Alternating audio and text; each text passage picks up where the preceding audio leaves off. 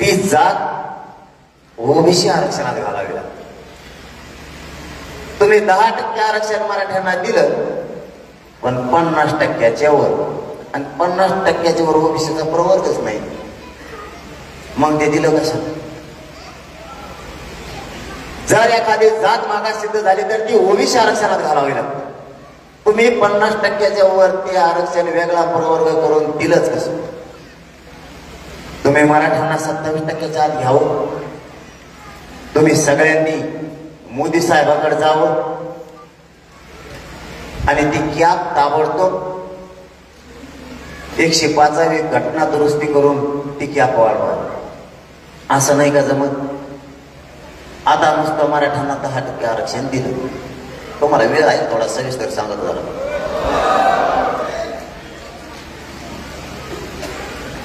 10% मराठ्यांना आरक्षण दिलं, कॅप वाढवली नाही. आता ते दिलं वेगळं. पहिलं होतं 13%. ECBCतून 2018ला दिलेलं आरक्षण होतं 13%, 12-13% नोकरीत आणि शिक्षणात. आता हे जे 10% दिलंय, हे 10% ओबीसीच्या सगळ्या सवलती या 10%ला लागू नाही. मग कशाला दिलं? याच्यात इंजिनिअरिंग मेडिकल कॉलेज नाही, छोटे विद्यापीठ आहे, ज्याच्यात आपण EBC मधून सुद्धा बसतो, सवलतीतून सुद्धा. त्याच्यासाठी 10% आरक्षण दिलं का? आता त्यांनी शिक्षक आणि पोलीस भरती काढली. ती भरती होण्याच्या अगोदरच काल एक जणांनी याचिका सुद्धा दाखल केली. 10% उडण्यासाठी तर केली, पण या भरतीसाठी सुद्धा केली.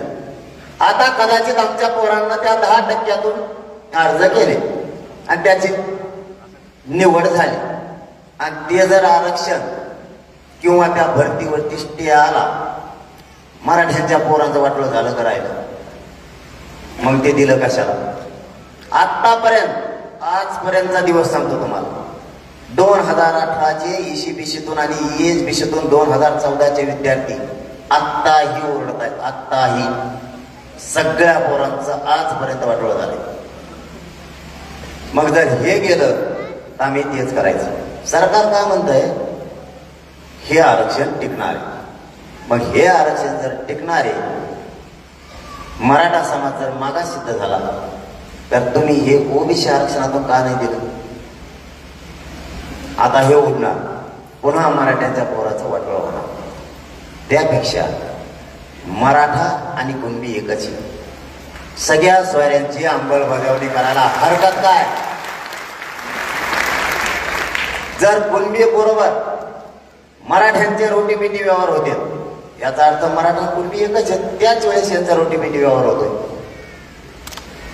तुम्हाला सिद्ध करायचं होतं मराठा आणि कुणबी एक आहे का? तर आहे.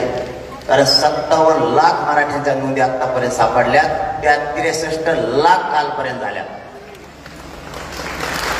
मग मराठा आणि कुणबी एक हे सिद्ध करण्यासाठी किती पुरावे पाहिजेत तुम्हाला? आता त्यांचा असा अंदाज होता, त्यांचा अंदाज जरा वेगळा होता.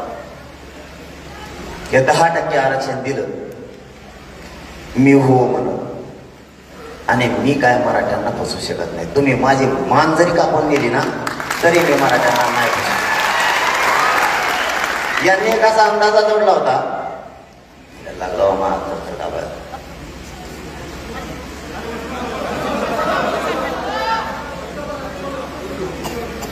थोडा वेळ कम करतो, लगेच सुरू करतो.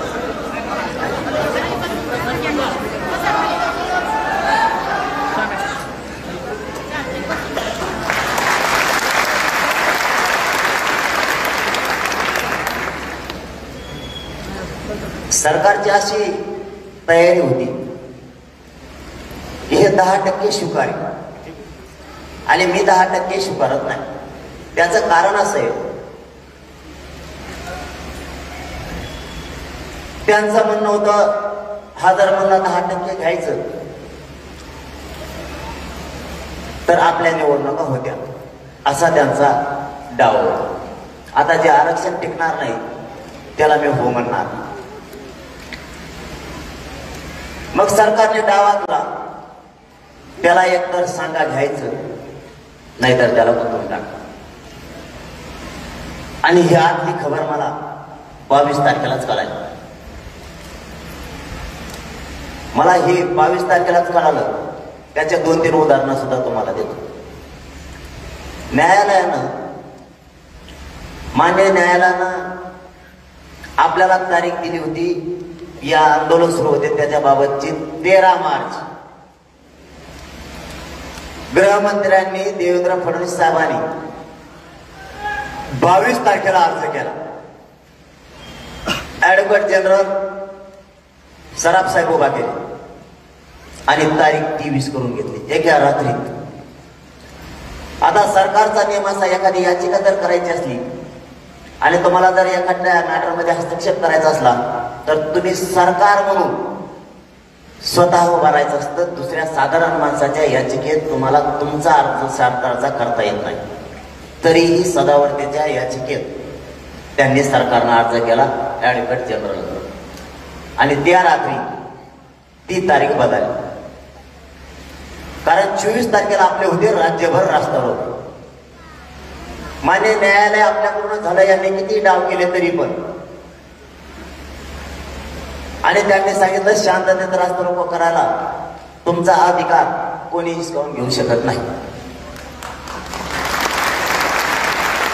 24 तारखेला या राज्यात शांततेत आंदोलन सुरू झाली.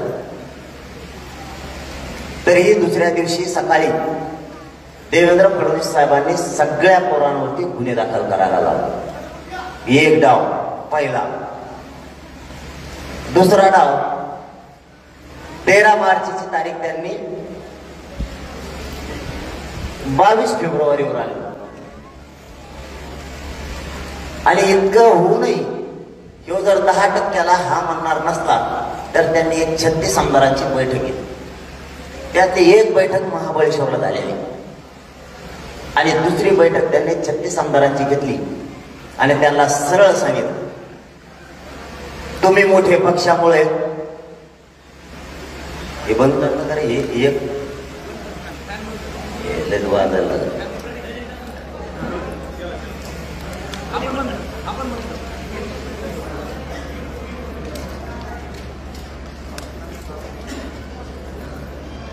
त्यांनी 2-3 हे डाव केले आणि त्या आमदाराबरोबर त्यांनी एकच सांगितलं, तुम्हाला आणि मला पक्षानं मोठं केलं आणि पुन्हा माझं दिल्लीत जर वजन ठेवायचं असलं आणि तुम्हालाही पुन्हा तुमचं भविष्य आठवायचं असलं त्याला रोखणं गरजेचं आहे. म्हणजे मला मराठ्यांच्या मधला आणि सत्तेच्या मधला हा काटा आहे, याला बाजूला सारावं लागेल तरच मराठी 10%चा गुलाल उधळते, नाही तर मराठी गुलाल उधळत नाहीत. आता कारण 10-20 लोकांनीच मुंबईत गुलाल उधळला. 2018ला राज्यभर मराठींनी गुलाल उधळला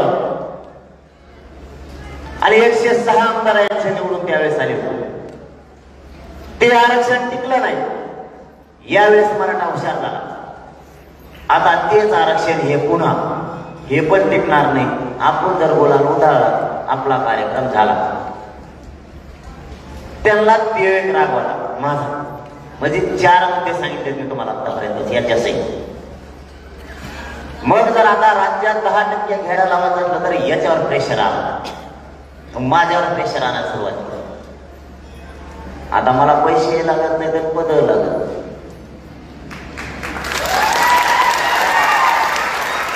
मग म्हणजे आता दुसरं काम करा, त्याला गुंतवा.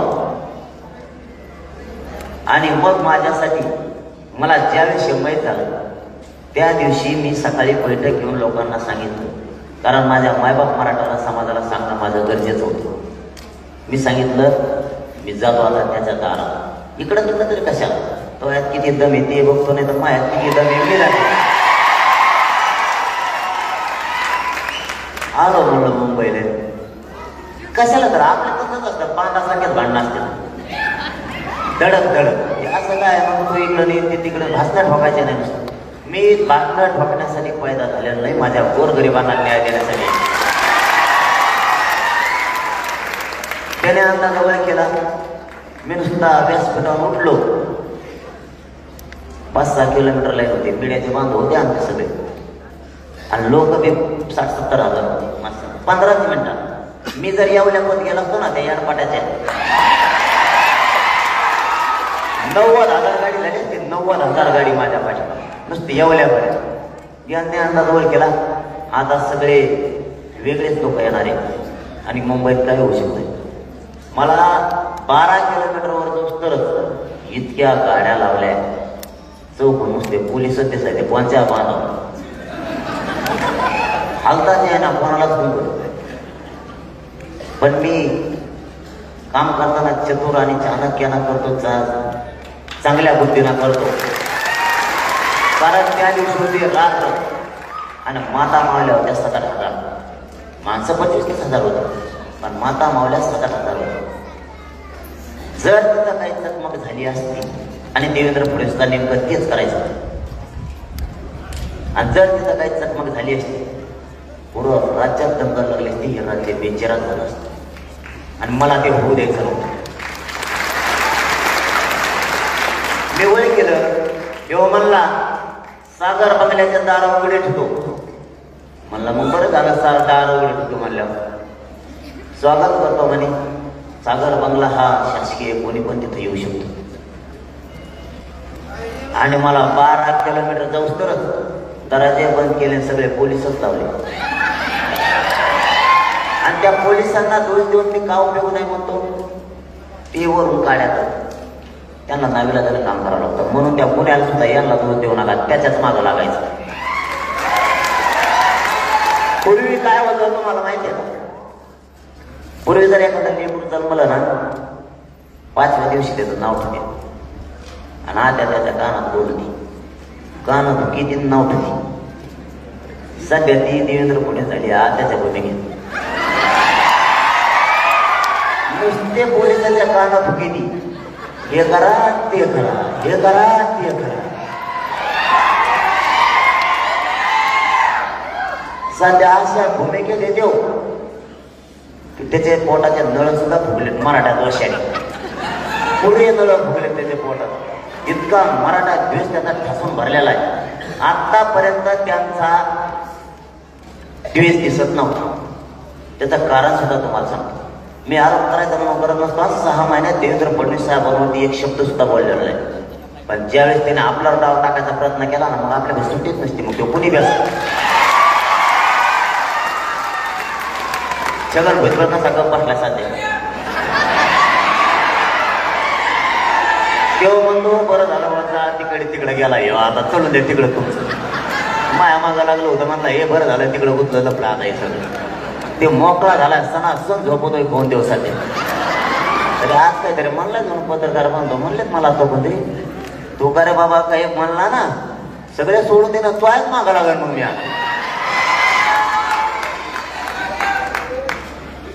देवेंद्र फडणवीस साहेबांनी मला डाव टाकलेला माहीत झाल्यामुळं त्यांना सगळ्यात जास्त राग कशात आला असं मला माहिती आहे का?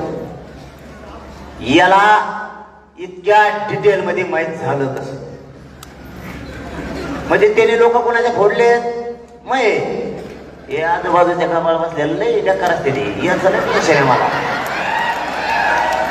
हे पटकून कोणाचे होते ना यांचा भरासच नाही. पण मी असा नमुना आहे, माझ्या जर डोक्यात आला नाही फुटले त्याला डायरेक्ट व्हायलाच पडत खाली तिकडं. मराठ्याच्या विरोधात जरा जवळ बसून देत नाही. मग आता देवेंद्र फडणवीस साहेबांना एवढं डोकं पाहिजे, एवढे मोठे सत्ता झाली ते इतके फोडाफोडी करते. मला बी कोणीतरी त्याच्या लेकराचं, त्या अधिकाऱ्याच्या लेकराचं, त्या मंत्र्यांच्या, त्या आमदाराच्या, तिथल्या असणाऱ्या शिपायाच्या, तिथल्या असणाऱ्या कर्मचाऱ्यांच्या, तिथल्या असणाऱ्या अधिकाऱ्यांच्या, कोणाचं तरी लेकरांचं मी इकडं जीव माझा तळ हातावर घेऊन आमरण उपोषण करतोय. त्याला बी काहीतरी वाटत असं ना आपल्या लेकरांसाठी लढतोय. मग तो बी मला सांगत ना सगळे तू यायचे का? तुला वाटत असेल माझ्या समोर बसलेले हे सगळे मपलेच आहेत. पण त्याच्या जिव्हारी काहीतरी शब्द लागले असतील ना तिथं. मी फक्त नाव नाही सांगत तुम्हाला त्याचं, कारण तो बी लय मोठा आहे. कारण यांनी सांगितले मला नाव मग कोण कोण तुम्हाला तिकडं सांगत येत कोण. त्याने सांगितलं का तुपले लोक मला हे सांगत येत, मी सांगतो तुपले कोणते कोणते लोक आहेत. कोणते फायदा आपल्या दोघांचा. तुम्ही पैशावर फोडीतात आमचे लोक बहुतेक म्हणतो बरं का मी. नाही तुम्ही लगेच माझे पैसे दिले कारण लागायचं यांच्यात माग.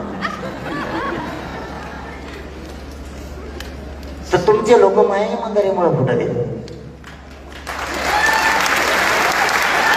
मला हे माहीत झालं आणि त्यांना सगळ्यात जास्त फडणवीस साहेबाला ती चिड तयार झाली. आपल्यात कोण आहे बोलून दाखविण्यापेक्षा त्याने काय केलं, एका रात्रीतच लगेच ठरवून टाकलं याची चौकशी करा. मई सकाळी विधानसभा अध्यक्षांनी लगेच मंजुरी पण दिली.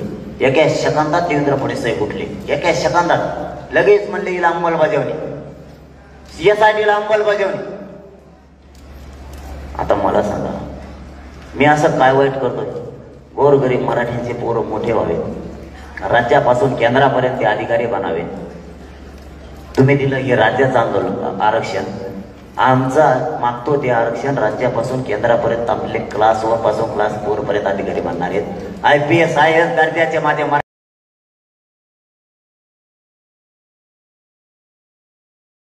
आपले क्लास 1 पासून क्लास 4 पर्यंत अधिकारी बनणार आहेत. IPS IAS दर्जाचे माझे मराठीचे लेकर अधिकारी बनणार आहेत. त्या आरक्षणामुळे ते आरक्षण मी मागतो. आणि त्यांनी तो डावरा चला आणि SIT नेमली. SIT कोणाला पाहिजे माहिती? मी तर तयार आहे बाबा. मी दवाखान्यातून सुट्टी घेऊन कमाल माहिती तुम्हाला. 4 दिवस होतो निदान हॉस्पिटलला, 5 दिवस. मला अशी कोण लागली आणि मला लागलेली खरी असते. कारण आतापर्यंत मी आंदोलन बघितलं असेल, मी खोटं करत नाही. मला कोण लागली, SIT तुमच्या चौकशीला येणार आहे. म्हणलं मग आता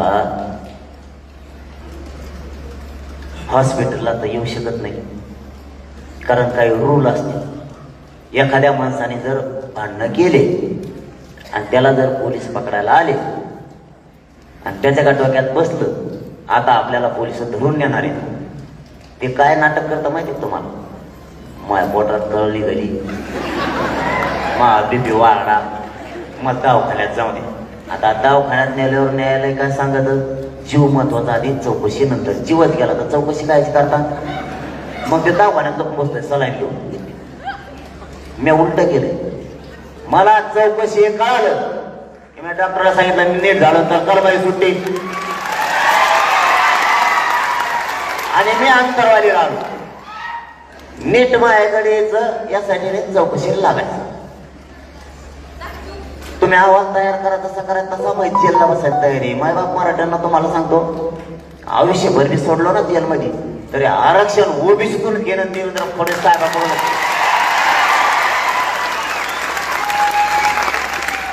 सुट्टी नाही, मी जेलमध्ये मोर्चा काढत असतो आतल्या आत.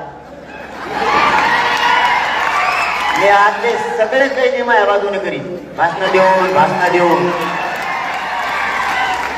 मग आतमध्ये जर मराठ्यांचा असला, मुस्लिमांचा असला, धनगर बांधवांचा असला, वंजारी बांधवांचा असला, 12 बलुतेदारांचा जरी असला, हे सगळे मय ते येवल्याचे छगन भुजबळचे सोडून सगळे मपले. मी आताच मोर्चा काढेन, अजून सुद्धा मी मागू शकतो सगळ्या स्वारीची अंमलबजावणी. सुट्टी नाही. तुम्ही किती नाट्य केले तरी. आणि बाहेरच्या मराठी तुम्हाला सोडते का?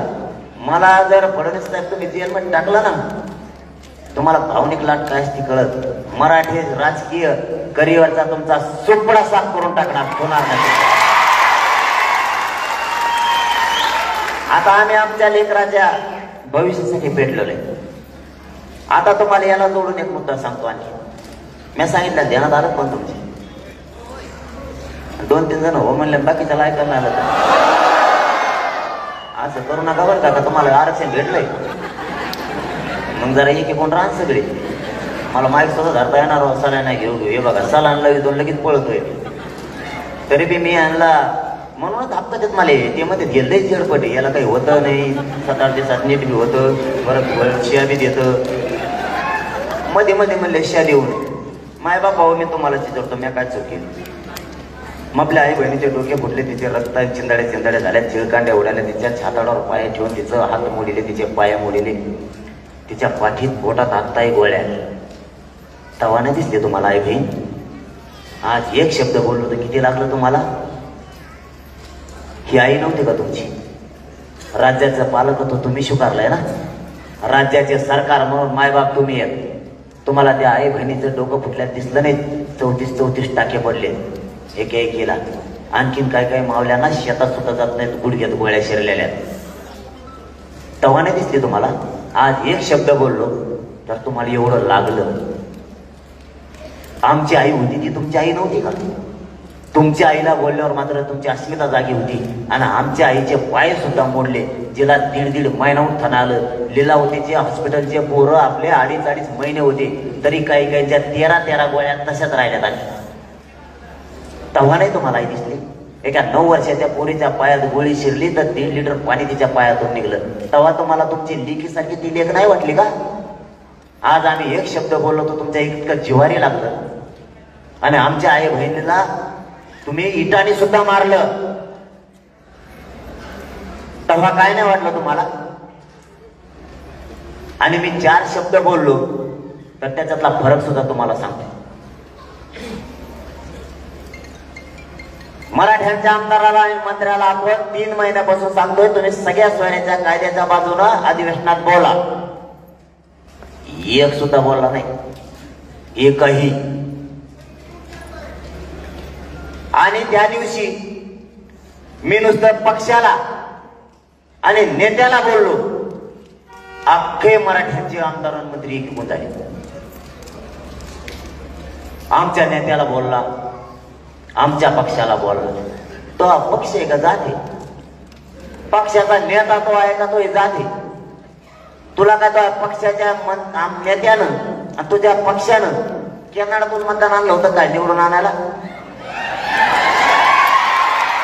मराठ्यांनी मतदान करून तुला मोठं केलं नाही का? मग जर तू मराठ्यांच्या जीवाला मोठा झाला तर तू आज मराठ्यांच्या बाजूला बोलायला पाहिजे होता. तोही तुझ्या नेत्यांबद्दल अस्मिता जागी झाली, तुझ्या जातीबद्दल सुद्धा तुझी अस्मिता जागी व्हायला पाहिजे होती. तू का म्हणला नाही? तू आमदार आहे, मंत्री आहे, मराठ्यांच्या मताच्या जीवावर तू मोठा झालाय. तू म्हणायला पाहिजे होतं 3.5 महिने झाले सगळे सोयऱ्याची अधिसूचना तुम्ही काढली. तुमच्या नेत्याला म्हणायला पाहिजे होतं हिची अंमलबजावणी करा. जर जरांगे पाटील काय बोलले तर आम्ही त्यांच्या कानात धरून, मी सुद्धा कानात धरून माझ्या जर चूक केली तर. तुम्ही का बोलत नाहीत आपल्या पोरांच्या बाजूनं? तुम्ही नेत्याच्या बाजूला भाषण ठोकायला लागले. आणि काही मंत्री आमदार तर मागणीच करायला लागली, याला अटक करा. म्हणलं या ना मग. मी कोण नाही म्हणतो, मला अटक करायचं म्हणलं माझ्या 80,000 पोरं वांद्रवलीत येऊन बसते. मी जायला तयार आहे ना, पण तुमची जितकी अटक करण्याची दुटप्पी भूमिका आहे तितकीच तुमच्या नेत्याला का सांगत नाही तुम्ही? आता तुम्ही सावध. आपण ज्यांना मोठं केलं ना, मग ते कोणत्या पक्षाचा असू दे, एक बी आपल्या बाजूने बोलणार नाही, एक सुद्धा. ना विरोधी पक्षाचा ना सत्ताधाऱ्याचा. आणि जीवावर निवडून आले आपले. मग आपल्या पोरांच्या बाजूने कोण बोलणार आता? आता तरी सावध व्हा. तुमचे पोरं मोठे करण्यासाठी ते लढले नाहीत. कालचा विषय तुमच्या डोळ्यासमोर आहे. त्याचे पोरं मोठे करण्यासाठी तो लढलाय.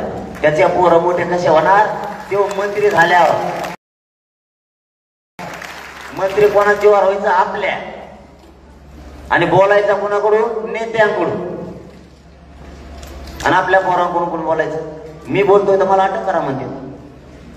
मी बोलतो तर मला एकट्याला उघडं पाडायला निघाले. सगळे आमदार एककडून झाले, मग मराठी बी एकूण झाले. आता गप्प पडले. आता त्यांनी 7वा डाव टाकलाय. तुम्हाला 6 सांगितलं, ध्यानात आहेत का?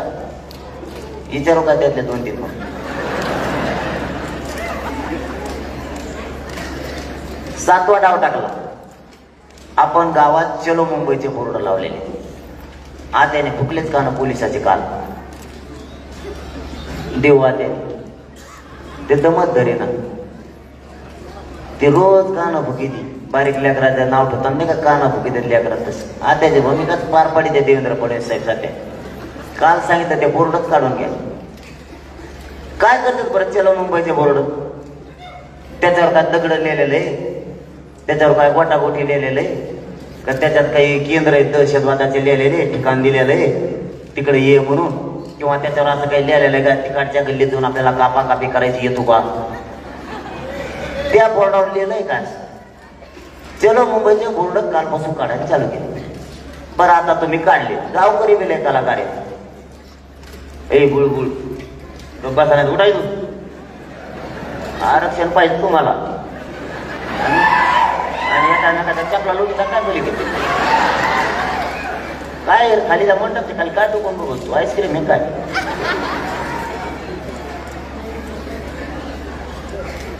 मग आता आरक्षणाचं तुला एका दिलं नसतं. बोर्ड काढायला चालू केले कालपासून. आता बोर्ड काय करतील? गावकरी इतके कलाकार आहेत, गावकऱ्यांसहित आम्ही आतलं त्याला तुम्ही काढा.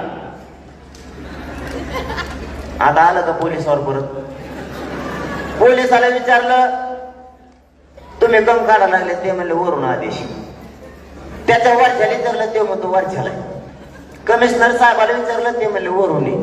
मग आणखीन वर गेलो तर आम्ही बी थोडं ते थेट आत्यापाशी आलो. म्हणलं आत्याने सांगितलंय. आत्यानेच काना फुकले सगळ्या पोलिस. जाऊ देवा म्हणलं आता मग काय करता, आता घ्या काढू. आता काढले, कालपासून काढणं सुरू आहे. ते काही नाही तिथून काढी तिथून भितडीला उलट तोंड करून ठेवते. ते बी काय संघ नेत नाहीत बोर्डात. आता तुमच्या सभा सुरू होत्या. तुम्ही बोर्ड कुठं लावणार आहे? आमच्या गावात. समजा उदाहरणार्थ चलो धाराशिव, चलो रूम, जाहीर सभा, चलो बार्शी असं टाकतात ना. आता बोर्ड कुठं लावतात? आमच्या गावात. मग आपण आता पोलीस बांधवाला फोन करायचा, हे काढून घ्या.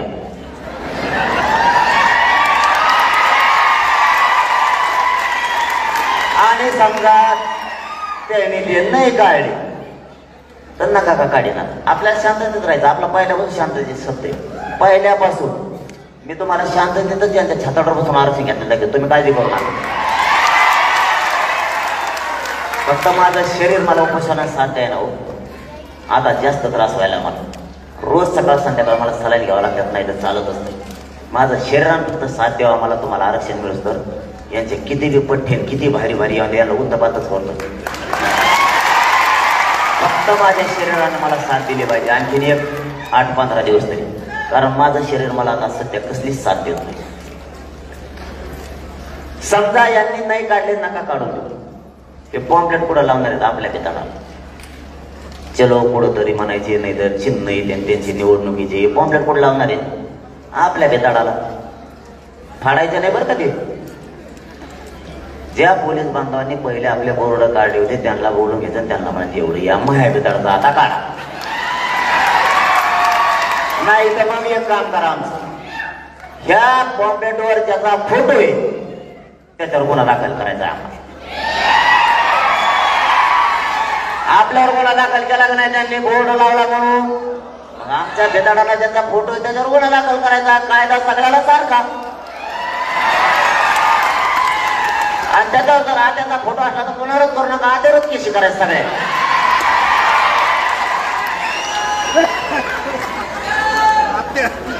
काय अडचण नाही आपल्याला. मी त्याला जीव लावित होतो पण तेव्हा माया मागा लागला म्हणून मी त्याच्या मागा लागलो. आपलं खरं असतं सगळं.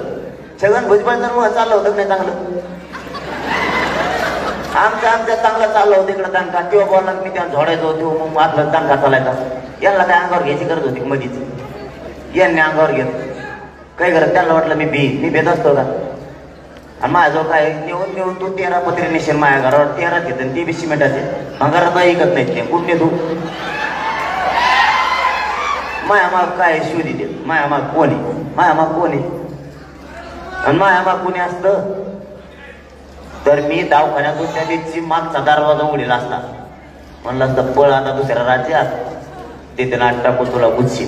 मला माहिती आहे मामा कोण नाही गेली 1 रुपया नाही त्याच्यात. एकाचा बी. सगळा माझ्या समाजाचा पैसा आहे. समाजाने आंदोलन उभा केलं. ना नेता नाही ना घेता नाही ना कोणी नाही ना कोणी नाही, त्याच्यात कोणीच नाही. आता आपल्याला याच बरोबर आणखी एक काम करायचं, वायर बांधून टाकी तो काय म्हणा. आता पुढे गेलं तरी थर टाकणार आहे माझा. आम्ही काय महाराजांनीच केलं होतं मला.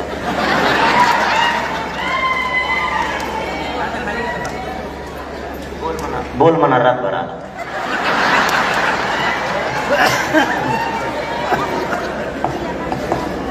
राहू दे बाबा, बोलले म्हटलं काय होतं. पाणी प्या पाणी. आता सगळं मेळच सुचलं होतं मग.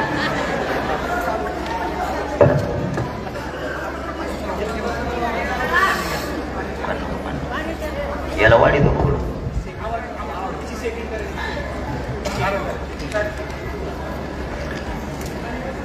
कुठं राहिलं सांगा.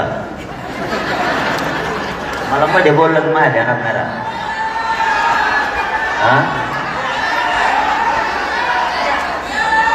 आत्याकडे आलतो. पण विषय काय होता?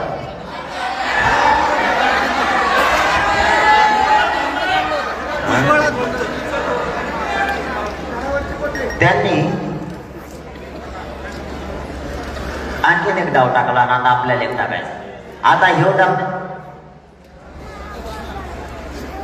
9 वाजले करायचे. एकले ताने 9 वाजता मी आता अध्यातच बंद केला वासाठी. हात धरलं सोडीत ते टाकलेली असते. मला फोटो काढित मलाच घोडी लागली. तुम्ही एकच काम करा माय बाबा, माझं वाईट नका वाटत देऊ. आपल्या लेकराला आयुष्याचं आरक्षण दारूपासून लांबचा आपली जातच सुधारली म्हणून सांगा. फक्त व्यसनापासून लांब जातो. आता त्यांनी इतके डावं टाकले, सगळे मोडले आपण. आता त्यांचा आहे शेवटचा डाव आहे, आपल्यावर गुन्हे दाखल करणे आणि आपल्याला घाबरवणे. आपण जर घाबरलो नाही, आता राजकारणासाठी याच्यात बरेच लोक बसलेले असते, पण मनाने हा नाही म्हणणार तुम्ही. पण राजकारणासाठी लई केसेस घेतले असतात तुम्ही, तुमच्या अंगावर डोके फोडू फोडू एकामेकाची.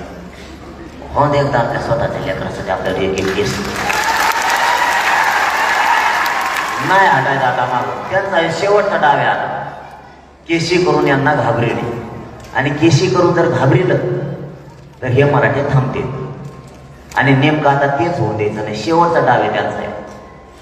आता काय सुरू केलंय, मागचे 4-4 महिन्याचे असणारे सकाळी उपोषण करते, रास्ता रोको करणारे यांना उचलायला लागले. देवेंद्र फडणवीस साहेबांचे एक ध्यानात आहे ना, त्याच्यामुळे मराठी घाबरायले नाही. मला मजबूत फळी तयार व्हायला लागली. मजबूत ते पोरं असं म्हणाले मला येऊन, आम्ही आद्यात नव्हतो मध्यात नव्हतो ना, मग नाव आलं त्याच्यात. जाऊ द्या आता जे व्हायचं असेल ते होईन, आता होऊ द्या काय होईल. म्हणजे नसलेले मजबूत फळी तयार करून दिले मला. आता आपल्याला आपल्या लेकरासाठी आपल्याला उग्र जाळपोळ करायचं नाही, पण एक एक केस घ्यायला लागतो. आणि तुम्हाला आता याचा पुढचं सांगतो, एखादा पोरग जर तुमच्या गावातल्या पोलीस बांधवांनी नेलं, त्यांचा दोष नाही बरं का. आता लेकराचं नाव ठेवता कानाफुकी, तशी ती कानाफुकी वरून, यांचा दोष नाही, ती कानाफुकी वरून उचल. हे बिचारे पळत रात्र उचल म्हणलं. मग आत्तामध्ये 21 सहकारी नेले हो आजूबाजूची पहिले मायापासून सुरुवात आहे. मग आजूबाजूची 21 ते 23 सहकारी भेटून नेले. मला माहित होते पाठच. आणि सगळ्याला काय सांगितलं त्यांनी माहिती आहे का, जरांगे पाटील कोणाचंच ऐकत नाही, तुमचंच ऐकत येत. DYSP साहेबांनी तुम्हाला बोलिले, DYSP साहेबांनी तुम्ही दोघं मिळून जरांगे पाटला समजून सांगा मुंबईला नाही जायचं. ते बी इतकं खुश झालं. मग सहकारी त्याला वाटलं जरांगे पाटलाला समजून सांगायचं. मी म्हणल्यावर मग किती गाव त्याला का उड्या आणा. त्याला वाटलं मग इज्जतच वाढली. आता पोलीस आले, पोलीस म्हणजे तुमच्या हाताने समजून सांगायचं जरांगे पाटलाला, तुमचं ते ऐकत येत. आणि त्याचं मी ऐकत नव्हतो तरी ते लागलं उड्या आणायला. पोलीस कसं म्हणल्यावर त्याला काय माहित मला पोलीस स्टेशनला नेऊन टाकणार आहेत म्हणून. आज जर रस्त्यात गाडी आली, पैठण फाट्यावर गाडी फेटावून पडलं पळी. आणि ते म्हणले इकडं मुकडे जरांगे पाटील. ते म्हणले तुम्हाला साहेबांनी SP साहेबांनी बोली. त्याला मोबाईल बंद करता येणार, चालू करता येणार, कुणाला सांगता येणार, त्याला पोलिस सांगून द्यायला. पाठा म्हणतो मला घरून नेलं. म्हणला तू तर म्हणला इकडे येणार होते दारंग पाटला समजून सांगायला होणार राव म्हणला मी कपडे सुद्धा नाही घातल्यावर दारंग पाटलात नाव कर म्हणलं आपल्या हातात समजून सांगू अशी एक बीस जण नेली त्यांनीच काना फुकले होते वरूनच पोलिसांची त्यांचा असा अंदाज होता माझ्या जवळचे जर सहकारी थांबले तर ह्यो गार पडत आणि ह्यो थंड पडला आपला डाव सक्सेस झाला पण मी एका फोन नाही केला ते एक जण धरून नेलं म्हणलं उठून जाऊन तिकडे आपण आपलं ध्येय विचलित होऊच द्यायचं नाही आता आपलं ध्येय जातीसाठी ठेवायचं एक जण मध्ये बसले काय होतं आणि मी इकडून असं ताटरपणानं म्हणलो बसून ते कवर त्यांना त्याने संध्याकाळीच मागायला आणून घातले ते म्हणले याच्यावर काहीच परिणाम आहे नाही आणि ते बी घरात होता आमच्यातला एक असा नमुना होता तेव्हा म्हणला या बाकीचे लोक 21 जण आणलेत का तुम्ही यातल्या 20 जणांकडे गाड्या माझ्याकडे गाडी नाही मोटरसायकल नाही मला थेट घरी नेऊन सोडा त्या पोलीस बांधायला वाटलं म्हणत असं दाटून आता मग सगळे गेले तरी हे बी मुद्दाम गेले नाही त्याजवळ 4 व्हीलर होती बरं का तरी ते तिथं झोपून राहिले त्या वाट्यावर पोलिस म्हणले जाऊ द्यावं याला टाका गाडीत घेऊन जाऊ दे येताना 50 रुपयाची भेळ सुद्धा फोन आला होता त्यांच्या मध्ये आमच्या धरून नाही ते बंद केले त्यांनी आता कारण आमच्यावर काही परिणाम होत नाही कारण फक्त एवढं सांगायचं मला तुम्हाला याच्यातून आम्ही जातीशी निष्ठावान येतो मध्ये जायला येत नाहीत आणि कशाला निष्ठा नाही विकत आम्ही कोणीच आला कोणीच निष्ठा विकायला तयार नाही कारण या मायबाप समाजावरती इतकी माया आहे आपली की या मायबाप समाजासाठी मी माझं कुटुंब सुद्धा बाजूला सारलंय पण समाजासाठी मी माझा जीव बी अर्पण केला आता द्यायला सुद्धा मी तयार आता आपल्याला त्यांनी आपले बोर्ड काढले बोर्डापाशी तर नव्हता नेऊ द्या काढून पॉम्पलेट तित केले त्यांना काढायला लावायचं आता उद्यापासून एक काम करायचं तुम्ही आता तुमच्या दाराला एक झेरॉक्स एवढं कागद आणायचा झेरॉक्स कळत तुम्हाला ते तरी बरं आहे त्यांना नाही कळत त्या झेरॉक्सवर लिहायचं मी मतदार आहे एक मराठा लाख मराठा लिहा किंवा एक मराठा कोटी मराठा लिहा आणि सगळ्यात खाली मोठ्या अक्षरात लिहायचं माझ्या दारात एकाही पुढाऱ्याने यायचं नाही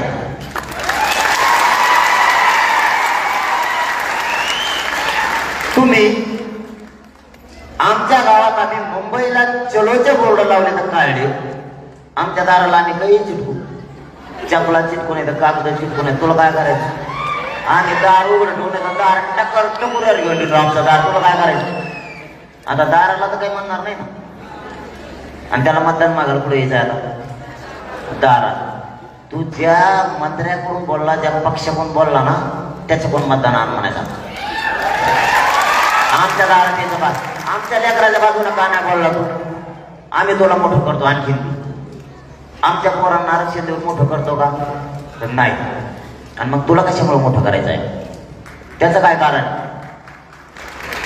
त्याचं कारण काय कोणता मंत्र्याने काय दिलं आपल्याला आता हो एक गावातले 2-3 जण सोडले बाकीच्याला का उसं तोडायला पाठायचं का आपल्याला आपले लेकरं कोणी मोठी करायची याच्यासाठी इथं नोकरदार मराठा असू द्या व्यावसायिक मराठा असू द्या राजकारणी मराठा असू द्या कष्टकरी मराठा असू द्या किंवा शेतकरी मराठा असू द्या या आरक्षणामुळे सगळ्यांचं कल्याण होणार आहे केंद्रीय कॉलेज आपल्या लेकराला मिळणार आहेत केंद्रीय नोकऱ्या सुद्धा आपल्या लेकराला मिळणार आहे आपल्याला आरक्षण पाहिजे तर ओबीसीतच पाहिजे आणि ते आपला अधिकार आहे कोणाला पैसे कमी लागतात शेतकऱ्याला शिक्षणाला पैसे कमी लागतात का नोकरदाराला व्यावसायिकाला कोणालाच पैसे कमी नाही लागत त्याच्या कुवतीप्रमाणे जो तो पैसे घालतो पण त्यांचं जे स्वप्न असतं नोकरीचं ते होत नाही आपल्या लोकांच्या बढत्या सुद्धा व्हायना ते हाई तिथंच याला कारण आरक्षण ही तळमळ याच्या पाठीमागचं माझा काय स्वार्थ नाही इथं का मला एकट्याला लागत नाही ते इथं घराघरातल्या मराठीच्या लेकराचं कल्याण होणार आहे म्हणून आपल्याला पाहिजे आपल्या दाराला आपण पॉम्पलेट लावायला चालू करायचं उद्यापासून मोहीम सुरू आणि आपण आपल्या मोटरसायकलला 4 व्हीलरला सुद्धा ते चिटकायचं उंकडं जायचं असलं सगळंच एखादा मंत्री जर म्हणला आमदार फिरदार मै गाडी बंद पडली मला मोटरसायकलवर न्यायचा हे तो नाही तर ढकलून द्यायचं त्याला मागचं शिटात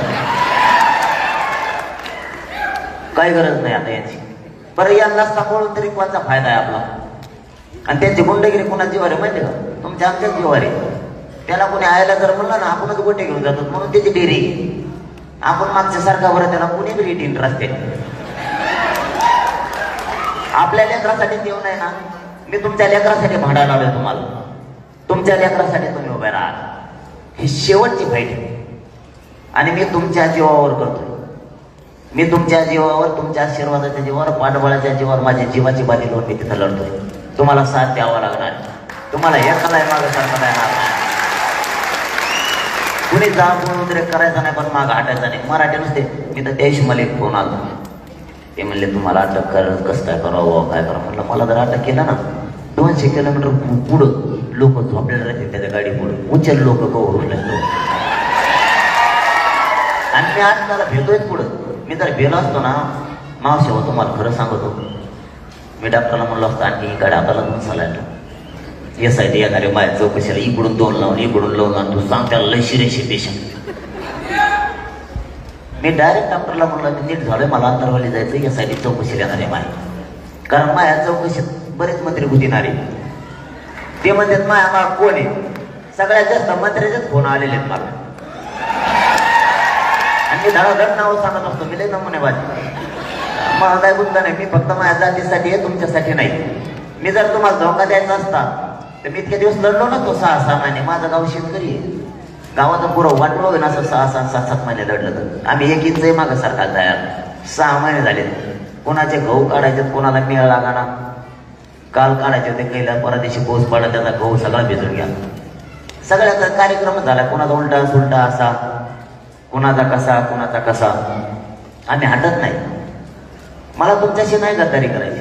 मला जर तुमच्याशी गद्दारी करायची असते मी दोघांच्या मध्ये खुर्ची राहिली असते. आज नाही दोघांच्या मध्ये म्हणजे कळत नाही तुम्हाला. मुख्यमंत्र्याच्या आणि उपमुख्यमंत्र्याच्या मध्ये मी त्या खुर्चीला लात मारतोय माझ्या मराठ्यासाठी. नाही गरज नाही. मी जर 10% मान्य करतोय म्हणजे ते असं आहे आता उलट माझ्यावर 10% लादायचा हा मनाला लावायचं मला आणि तुमच्याशी मी गद्दारी करायची. मला काय देता देऊन तुम्ही. आणि ते नाही लागत मला. पैसे लागत नाही पद लागत नाही. तुम्ही माझ्या तिकडे विचारून बघा माझ्यावर कर्जच असतं. मला पैशाचं जमतच नाही तसं. हिंदीचं मग जमत नाही तसं. मला लागतच नाहीत ना ते. मग देणार काय मला तुमच्या. मी एवढा नशीबवान आहे की मला माझ्या कुटुंबाची माझ्या मायबापाची या समाजानं कधीच आठवण दिली नाही. एवढी माझ्यावर या समाजानं माया आहे. मला काय कमी. मी खूप नशीब घेऊन आलोय. असं थोड्या लोकांनी नशीब लागतं इतकं मायाचं इतकं समाजानं साथ देण्याचं. मला याच्यापेक्षा कोणतं पद मोठं पाहिजे. हेच माझ्या आयुष्यासाठी सगळ्यात मोठं पद आहे तुम्ही. आणि तिथंच सरकारनं हात टेकले. हे आता फुटत नाही. काही केलं तरी हे फुटत नाही आता. म्हणून सरकारनं हे माझ्यावर डावळ रचायला सुरुवात केली. मी कुठंच भेट नाही. मी अंतरवालीत थांबलो निघालो आता इकडं लोकांना. त्या दिवशी कोणी देश चाललो कोणत्या दिवशी होती. पण त्यांनी मला जर अटक केलं त्या देशातली भावनिक लाट पहिली असत की सगळा राजकीय सोपडा साफ होणार यांचा. मराठी पुरा मी जितका जाईल तितकं त्यांचं वाटोळ होणार. मी बाहेर राहिलो तरी कमी होईल. आणि माझ्याजवळ काहीच नाही. कोणीच सापडू शकत नाही. आता देवेंद्र फडणवीस साहेब काल काय म्हणतात माहिती तुम्हाला. TV9 ला त्यांनी त्या TV9 ला एक मुलाखत दिली. आणखी 10-15 मिनिटं आहेत का तुम्हाला का गडबड झाली. बोलू काय मग रातभर बोला मग करा कार्यक्रम.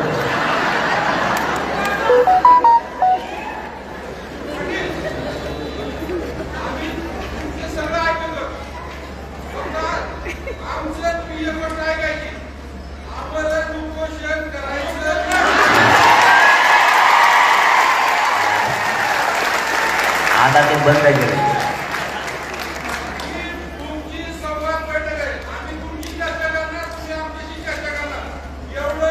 नाही होणार आता नाही. आता उपोषणला मला बसताच येणार. आता काय करणार आहे. आता एवढा दाबून धरला तरी थरथर कापवतो. कशाला करेल मी आता.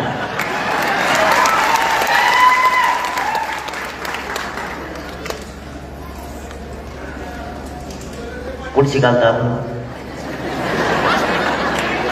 तुम्ही ऐकत होताच काय मग ज्यांना होता तुम्ही 100% आरसी घेतलेलं सोडित नाही राहत. देवेंद्र फडणवीस साहेबांनी TV9 ला एक मुलाखत दिली परवा. त्याच्यात ते काय म्हणते, मला अगोदर म्हणते मला मध्ये बोलत जमतच नाही, मी त्यांना सुद्धा मध्ये बोलू देत नाही माहिती नाही. मग आधी त्यांना म्हणत असतो तुम्हाला काय बोलायचं सगळं बोल, मग माझा काय चालू झाला की मग माझं असतं बरोबर. TV9 ला त्यांनी आणि त्याच्या अगोदर 2 दिवस सांगितलं माझ्या पाठीशी उद्धव ठाकरे साहेब आणि शरद पवार साहेब आहेत.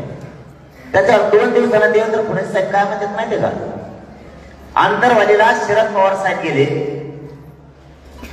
त्यांच्या उभ्या आयुष्यात त्यांचा एवढा अपमान झाला नसेल, एवढा अपमान आंतरवालीच्या आंदोलनात पवार साहेबांचा केला आणि पवार साहेबाला रस्ता बदलून गावाला लपवून. मग आता तुम्हाला एवढं तर कळलं पाहिजे, तुम्ही एकीकडून म्हणता आमच्या मागे शरद पवार साहेब आहेत, एकीकडून म्हणतात आमच्याच आंदोलकांनी त्यांना पळून लावलं, मग आमच्या मागे नेमकं कोण ते तर आता कळलं त्यांना. काल 12 मध्ये होते सगळे जण, ते त्यांना तिथं मेळ लागला याच्या मागं कोण येत नाही, सरकारच हे सगळे लोकच येत. आणि ते म्हणजे त्याच्या मागं कोण आहे यासाठी चौकशी करायची. आता माया मागं कोणी जर फोन आलेलं बघितले ना, सगळे तुमच्याच लोकांचे आले आणि ते काय काय मानलेले त्याच्या बी रेकॉर्डिंग केले. मी सगळ्यांचा सुट्टा पण सोशल मीडिया आम्हाला चांगला माहिती. तुम्ही यासाठी कोणाला लागायला पाहिजे ते माहिती का, तुमच्या भोवती जे आजूबाजूला फिरतात ना हे सगळे भ्रष्टाचारी, यांची तुम्ही चौकशी लावायला पाहिजे होती, माझी काय लावता तुम्ही त्यांची चौकशी लावा. त्या तुमच्या भोवती त्या सुगंधी अगरबत्त्या असतात का तसे मिळतात चौकून, म्हणजे तुमच्याकडे गेला की लगेच तो चांगला होतो.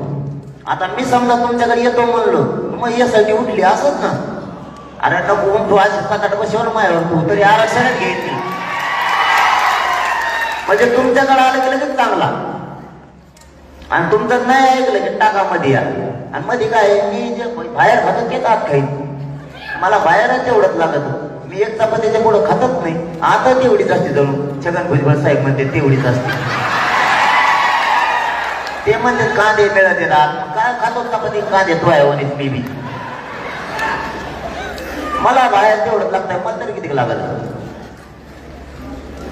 मी नाही गद्दारी करणार माय बाबा तुमच्याशा. तुम्हाला ओबीसीतून आरक्षण सगळ्या स्वारीच्या अंमलबजावणीच देणार, तवाच मरणार, तवर मरत सुद्धा नाही. फक्त तुम्ही हटू नका. यांनी एवढ्या चुका केल्यात, आता तुम्हाला शेवटच्या चुका सांगतो थांबतो, कारण मला जायचंय 92 किलोमीटर आणि मला तिथून नांदेडला जायचंय. मला लय पांगलंय, मला मी तसं लग्न नको म्हणतो. एकाच लग्न लागलं दुसरी मध्ये आम तिथं झाला. आम्हाला काय बेड रेटत नाही. आता लग्न करीत करीत करीत आम्हाला शेवटचं लग्न ज्याच्या आता लग्नात जायचं ना आम्हाला, त्याचा सभा घेत आम्ही याच्या आधी. त्याची सभा होती 6 वाजता सायंकाळी, ती झाली 5 वाजता. त्याला असा लोड आलाय, ते म्हणतो मी 3 तारीख लग्नाची पुढे ढकलेली बा, सभा सारखा करू नका बा, पाठवाला ते एक पाहुणा नाही राहायचं. आणि त्याने माझ्यासाठीच खरं सांगतो तुम्हाला 3 तारीख पुढे ढकलेली लग्नाची. आता येईन मग येईन, आता येईन मग येईन. एवढ्या वेळ सुपैसे सुटलं मी त्याला हा म्हणलो, त्याला भरासाच या नाही. ते व्यासपीठावर नुसते फोन करते 5-5 मिनिटाला कुठं आले रे पाटा, फक्त 5 वाजून देऊ नका भाऊ, 8च्या आत या. कारण ते ठेवलेलं ते तळ्यात, लग्न तळ्यातच ना, सभा तळ्यातच होती. आणि लग्न सभा ठिकाणी तुला तिथं अशी थंडी आहे, जाळ मोठ्या लावला तरी मी वापस जातो तिथं. ते म्हणतो नवरे आम्हाला दोघांना व्यासपीठावर बसा लागून भाऊ, तुम्ही लवकर नाही आले पुरे पाहुणे आम्हाला आणते. म्हणून मला तिकडं लवकर जायचंय, कारण त्याने लय तारखा पुढे टाकलेले. तुम्हाला फक्त एवढंच सांगतो, यांनी किती डाव टाकले, आरक्षण घेतल्याशिवाय सुट्टी नाही. आणि ते पण ओबीसीतूनच गेला, मग कोणी आडवायवर त्याच्याशिवाय सुट्टी नाही. कदाचित तुमची पुन्हा एकदा गरज लागू शकते, जशी आंतरवालीला 14 तारखेला बांधावर मराठा उभा होतो. 2 करोड मराठी अंतरवलीत आले. एखाद्या वेळी जर वेळ पडली तर पुन्हा एकदा आपल्याला एकत्र यावं लागतं. कारण यांची जी राज्यात आंतरवाली महाराष्ट्रात दडपशाही सुरू झाली ना, ही जर थांबवायची असली तशा तर बैठका सुरू झाल्या. प्रत्येक तालुक्याला मराठ्यांनी माझ्या अगोदर बैठका सुरू केल्या. गेवराई, बारामती, सातारा, सांगली, लातूर, हिंगोली सगळ्या तालुक्यात बैठक झाला. आज खूप मराठ्यांच्या बैठका सुरू झाल्या. आणि त्या बीडला तर वेगळंच आहे. तुमच्याकडे बी हे म्हणते उमेदवारात काय आणलेलं लफडं तुम्ही नवीन कार्यक्रम होईल का? एक गाव आहे कोणतं तरी, तिथं हजार रुपये केले आणि 23 लाख रुपये सध्या त्या गावात. ते म्हणजे आता आपल्या गावातले 23 लाखाला किती लागत आहे डिपॉझिट भरण राव बा. आता मला असा धाक पडलाय, समजा 30,000 उमेदवार उभा राहिले कदाचित जिल्ह्यात, तर बॅलेट पेपर वाचरायचं पुढं. आता ते न्यावा लागतो शाळेत. वस्त्यावर असतं केंद्र, वस्त्याला केंद्रच असतं ना वार्ड क्रमांकानुसार. आता तिथं याला मात्र जागा घ्यायला लागत 1.5 किलोमीटर आथरायला. आणि समजा यांनी आथरील ते चिन्ह तर द्यावं लागतं का नाही? कांदा, बटाटो, टमाटो, काहीतरी गोटे गाडे इतके चिन्ह करून आणते. बरं आणले तर जर रानात आथरला लागत ना, ते जर मराठ्याचा रानात आथरला ते जर मला उच्चार माहिती येतं ते करून मी सकाळी 7 वाजता जर आपला एखादा म्हातारा माणूस लाईनला लागला मतदानाला, दुसरा जाता येत नाही त्याचं होतं, त्याचा राहिलेला नातू खासदार केलो उभा, ते जर सकाळी मतदानाला लागला तर त्याला जर तिकड्याकडे जो तर 1.5 किलोमीटर जो तर चिन्हच नाही सापडत, परत ते म्हातारा माघारी सापडे चिन्ह येईल तर 3 वाजते ना. बाकीच्या मतदान कवा करायचं? आता एका साधा खेळ केला का तुम्ही? डिपॉझिट भरायला गेल्यावर इतके जण फॉर्म भरतात, हे भरल्याशिवाय तारीख सोडता यायची नाही, भरावता लागणारच नाही, भराव तारीख वाढायला लागत. आणि ते गेल्या मला बेजार आला. ते मराठ्यात लोक म्हणतात उमेदवार उभा करायचे. ते म्हणलं मग त्यांचा काही समाज नाही. समाज मालक हे मी नाही, म्हणलं समाजाचा मालक. आणि नाही मी सांगितलं तुम्हाला मग त्याचा काही संबंध नाही बाबा. फक्त आपण सांगितलं तुम्हाला असं होऊ शकते फजिती. बरं असं काही आहे का की त्याच्यात शिकल्याला लागतो? असं काही आहे का? कोणी भरू शकतो का? धोत्रावाल्यानं खासदार केल्या खबर जमत नाही का? धोत्रावाल्या माणसाचा 70 वर्षाचा जर बाबा एखादा निवडणुकीला उभा राहिला, त्याला अधिकार आहे का नाही? मग त्याला सुविधा पुरावं लागते का नाही? त्याला ऐकायला येत नाही, त्याला दिसत नाही, आणि ते झाला खासदार. त्याला पार्लमेंट मध्ये नाही का नाही धरून दोन ते पोलिसाला. ते जर म्हणला मला बाथरूम सापडा उघडून तिथं द्यावं लागेल का नाही? मग ते का सोपी गोष्ट आहे का? ती जर म्हणला मला एसटी वाचित देत नाही बसून ती द्यावं लागेल का नाही? आणि मग अशा समजा आपण एक तुम्ही मी नाही बरं का, तुम्ही अशा 5-25 खासदार माता मावल्या 5-25 म्हातारे माणसं जर केले, मेलं ना सरकार यांना येड काढू घालू. आता हे लय पांगायचं मागे दिसतो खेळ. आता ते केलं मला बेजार. आता एक कसं आहे म्हणलं मला नाही आपलं वेगळंच आहे त्याचं वेगळंच आहे. ते म्हणतात नाही असं होऊच शकत नाही, तुमच्या शब्दाच्या पुढं ते नाही, तुम्ही त्यांच्या शब्दाच्या पुढं नाही. म्हणलं मग मी फॉर्म भर म्हणलो का? आणि मग काय अधिकार नाही का भरायचा? कोणी भरू शकतो? असं काही एका शेळ्या मागच्याने फॉर्म भरू नये, शेतात काम करतो जे नाव थांबतो त्याने भरू नये, जो रिक्षा चालितो त्याने भरू नये, असं काही आहे का? काही पोरत मध्ये राज्यात आपल्या बापांना विचारतात पहिले ऐकणारे फॉर्म भरणार. आता काय करायचं त्याचं? इथं कोणी काय का कोणाचं? एक जण राहणार म्हणला काल गावात चर्चा चालू होती, तुझा तुला फॉर्म भरणार आहे, तुम्ही खासदार केला. आणि तेव्हा विषय लागला, तेव्हा म्हणला मी काय कमी का? मग मी भरेन, मला सोयाबीन पेपर भरेन. आणि अशी जर तरा मराठ्यात सुरू झाली तर मराठ्यात येतं कोण नादी लागू नये. आणि ही जर तरा सुरू झाली रिशील जर मराठी लागले तर मला वाटतं 70-80 पुढे मराठ्याचेच फॉर्म जाते का काय घेऊन. तेराचे शेळे एक असतात फॉर्म भरीत असते. सरकारने शहाणपणाची भूमिका आणखीन घ्यावं, माझं प्रामाणिक म्हणणं आहे. त्यामुळे तुम्ही आम्हाला केशी करून फुटाणे करून काय होणार? आणि विशेष करून देवेंद्र फडणवीस साहेबांना माझी विनंती आहे, तुम्ही शहाणे व्हा.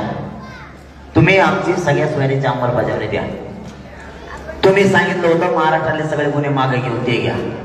हैदराबादचं गॅजेट घ्या, बॉम्बे गव्हर्नमेंटचा गॅजेट घ्या, सातारा संस्थांचा तुम्ही गॅजेट घ्या आणि शिंदे समितीला 1 वर्षाची मुदत वाढ द्या. आणि ज्या 57 लाख नोंदी मिळाल्या त्यांच्या परिवाराचे जे प्रमाणपत्र थांबले ते प्रमाणपत्र ताबडतोब द्या. आम्हाला द्या, आम्हाला राजकारणाचं काही देणं घेणं नाही. आम्हाला फक्त आमचे पोरं मोठे करायचे, तुमचं राजकारण जळू द्या. आणि देवेंद्र फडणवीस साहेब तुम्हाला या भूमनगरीतून सांगतो, तुम्ही आमची सगळ्या स्वारीची अंमलबजावणी द्या, आम्हाला राजकारणात शिकाय देणं घेणं नाही. हेच मराठ्या तुम्हाला डोक्यावर घेऊन पुन्हा नसते. फक्त आम्हाला आमच्या मराठ्यांच्या पोरं मोठे करायचं, आम्हाला तुमच्या राजकारणाचं काय देणं घेणं नाही. पण तुम्ही नाही दिलं, तुम्ही जेलला टाकायचे डावर असले आणि काही डावर असले. काल एक फडणवीस साहेब डावर असला होता, काही माता आम्हाला माझ्याकडे रुमाल घालून पाठवलं होतं भाजपचे. फायदा काय झाला त्याचा माहिती आहे का मला? त्या माझ्याकडे आल्यामुळे माझ्या राज्यातल्या सगळ्या माता मावल्या एक झाल्या त्यांच्यामुळे. ये वर मध्ये तू आता मी दुसऱ्या मध्ये येत तिथं म्हणजे हे मला माणसं तयार करून द्यायला लागले. पोरं गुंतविले, दुसरे पोरं माझ्यासाठी पोहोच तयार झाले.